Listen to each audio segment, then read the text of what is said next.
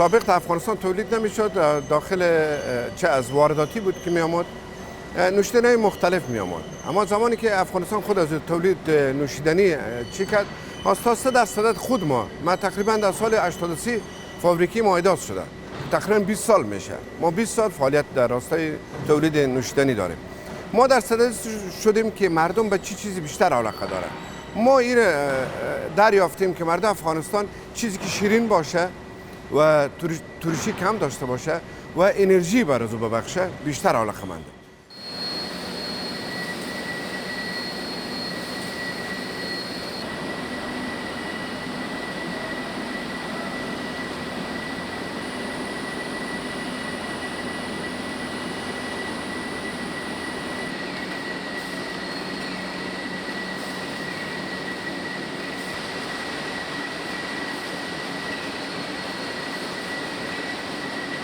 انرژی یا او چیزهایی که مردم افغانستان در روز کارهای بسیار شاخه میکنن و تغذیه خوب ندارن. مردم افغانستان از لحاظ تغذیه خوب ندارن.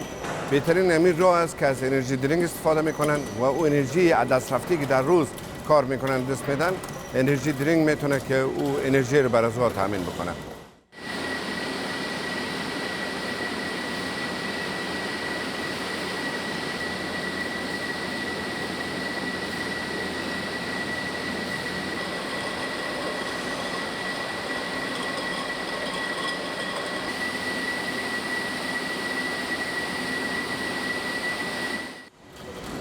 به نظر من تجارتش خوب است و شاید هم خوبتر شود به شرطی که کوالیتی به جایش بمانه و از کوالیتی و کیفیت جنس خراب نشود که خدا نخواسته به مردم ضرر نرسه و مردم شاید هم بیشتر علاقه‌مند به این مسئله بشه.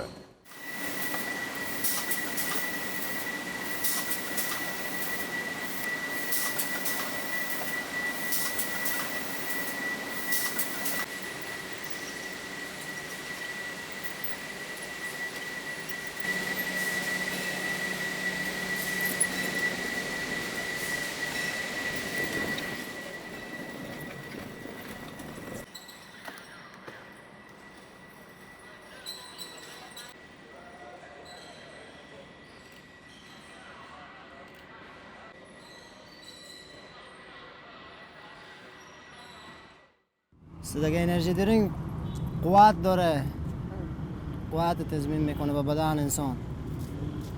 دیگه هر کسی میگه علاقه بیشتر هر چیزی داره انرژی با. فعلا به می جگاه که ما خیلی فروشات داریم انرژی، از انرژی معدنی کده، از حیوانات کده، همین انرژی بیشتر میخرن. پیر و جوان همین انرژی علاقه به همین انرژی دارن، انرژی میخرن.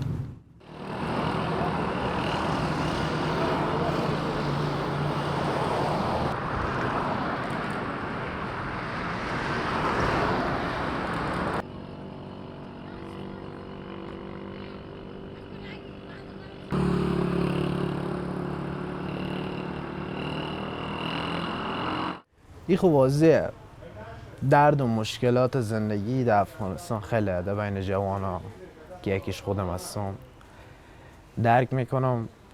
جوانا خیلی سختی زندگی دارن، باعث میشه که از مواد مخدر استفاده کنن که راحت شن یا بعضی انرژی مصرف کنن. یک چیزی که میبینن که آرامشان کنه از اون مصرف میکنن. متوجه میشین؟ این باعث میشه که مردم هم ضرر کنن، هم به بدن خودشون آسیب برسانن. اما مشکلی که دارن رفع نمیشه. خدایش من وقتی که تازه آمده بودم اینجا انرژی زیاد مصرف میکردم. انرژیایی که پیشه به شما گفتم جوانایی که میبینن انرژی کافئینش بالا فکر میکنم بهتره. من هم داره داشتم وقتی که خوردم چند تا از تکلیفا برام پیدا شد، مثلا تکلیف گرده. خلاصه وضع ما رو خراب کرد که وضع ما به شفاخانه کشید. فعلا ترک کردیم و آب میخورم.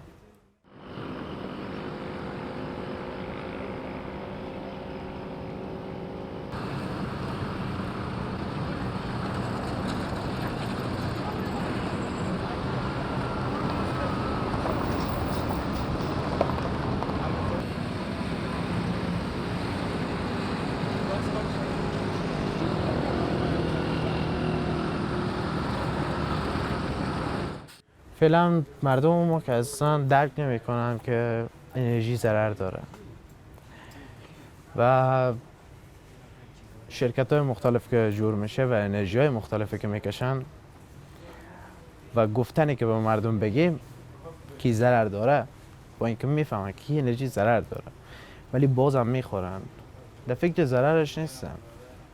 یکسر چیزی که ضرر داره تشویق میکنن که او باعث شه که مصرفش بره بالا.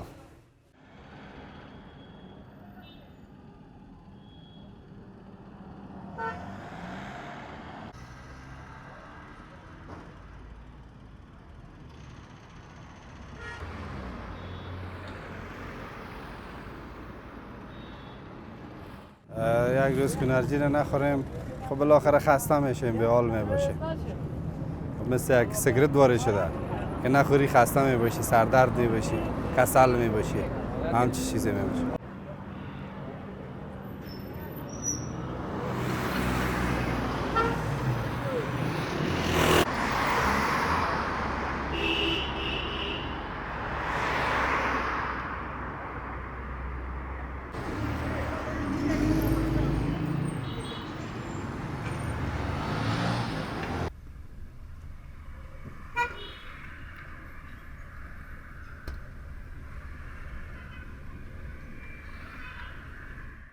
علتش دیگه چیزی نیست در افغانستان، نیمی عادتشان است که وقتی یک تا اندیوال کت اندیوال مجبور است یک دو انرژی برش بخری، برش خوب میشه.